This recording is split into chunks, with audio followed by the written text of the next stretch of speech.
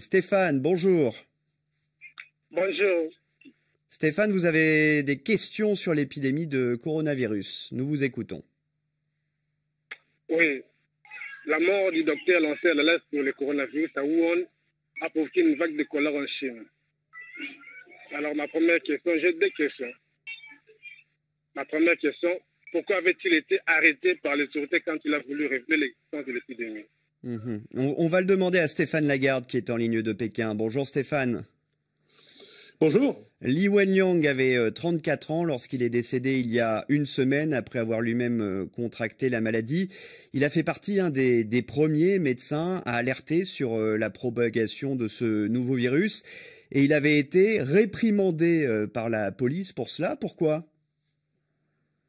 Alors d'abord, c'est une très bonne question, pas simplement parce que vous avez le même prénom que moi, Stéphane, mais c'est vrai que ça a provoqué, cette arrestation, une énorme colère ici, tout simplement parce qu'elle a été justifiée bizarrement, cette arrestation. Elle a même été les autorités ont donné des arguments ridicules, en tout cas c'est ce qu'ont trouvé les réseaux sociaux ici. Le docteur Li n'est pas vraiment un lanceur d'alerte, en fait, il a simplement prévenu ses camarades de médecine, ses camarades médecins sur un groupe WeChat. WeChat, vous savez Stéphane, c'est un réseau, ici une application qui permet de communiquer, comme on a WhatsApp par exemple en Occident, donc ça s'appelle WeChat.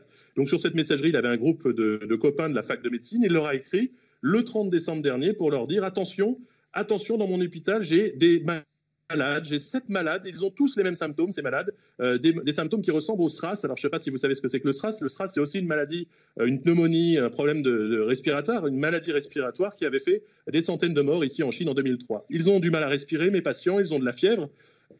Ils ont attrapé un virus, disait le docteur Li Wenliang, sur un marché aux animaux de la ville de Wuhan. Voilà ce qu'il écrivait donc le 30 décembre dernier. Et à cause de cela, simplement à cause de cela, il a été arrêté par la police. Il a dû aller au poste où il a dû signer un papier, une autocritique en disant qu'il promettait de ne pas reparler publiquement de cette épidémie pour pouvoir sortir de ce poste de police. On l'accusait en fait, Stéphane, de propager des rumeurs. C'est ça. En gros, les autorités disaient il ment, voilà. Et puis après, ils ont dû se justifier parce qu'il y a eu évidemment tous ces cas, il y a eu une explosion de l'épidémie. Et ils ont dû se justifier, les autorités. Ils ont dit effectivement que non, on l'a pas arrêté vraiment. Il avait juste fait une erreur. Il ne s'agissait pas du SRAS, mais d'un nouveau coronavirus. Donc évidemment, tout le monde était en colère. Pourquoi ? Parce que en attendant, en tentant de cacher sous le manteau cette épidémie, je ne sais pas si j'ai le temps de l'expliquer pourquoi. Et puis est-ce que j'ai le temps de dire simplement, c'est parce que il y avait des rendez-vous, il y avait les vacances du Nouvel An lunaire, il y avait des réunions qui étaient prévenues dans la ville. Et puis aussi, il y a aussi ici en Chine parfois une tendance chez les cadres à cacher les problèmes. On ne veut pas que ça remonte en haut. Donc ils ont attendu. Et à cause de cette attente, à cause de cela, eh bien l'épidémie est partie partout. La réponse à la maladie a pris beaucoup de retard. Et du coup, Stéphane, ce décès, il a été commenté des centaines de millions de fois sur les réseaux sociaux chinois. Il y a eu une pétition de chercheurs pour la liberté de parole. Et Li Wenliang, il est devenu un véritable symbole de la lutte pour la liberté d'expression en Chine.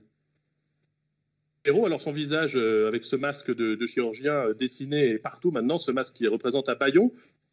La Cour de justice, la Cour suprême de justice a dû le réhabiliter en disant que tout simplement ce qu'il avait dit à l'époque, si seulement ça avait été écouté par les autres Chinois, si seulement les Wuhanais avaient pu se protéger, savoir qu'il y avait des contaminations et donc se protéger dès cette époque, eh bien il y aurait eu beaucoup. Enfin, si seulement ils n'étaient pas partis en vacances aussi, parce qu'ils sont partis, 5 millions de Wuhanais sont partis dans les autres provinces, sont partis à l'étranger, donc le virus a été propagé simplement parce qu'il avait été bâillonné. Effectivement, il est devenu un héros aujourd'hui en Chine. Et quand on appelle des médecins ici, quand on voit n'importe qui, les blouses blanches, mais aussi les Chinois, il y a toujours presque une larme à l'œil, parce que les gens vraiment défendent ce médecin qui finalement, et comme d'autres, il y avait 7 autres médecins qui ont été également arrêtés à l'époque, eh bien, ont lancé l'alerte dès le début sur ce qui est devenu une épidémie ravageuse, puisqu'aujourd'hui, on a le plus grand nombre de morts. Ça a été multiplié par 10, les contaminations, dans la province du Hubei, donc dans la province de Zhongshan. Selon les derniers décomptes, avec un changement de décompte également, on est à 60 000 cas, 1350 morts. Rapidement, Stéphane Lagarde, notre auditeur quinois, voulait savoir si l'enquête ouverte par les autorités chinoises était à même de calmer la polémique. Alors, c'est pas sûr parce qu'effectivement, il y a une grosse colère.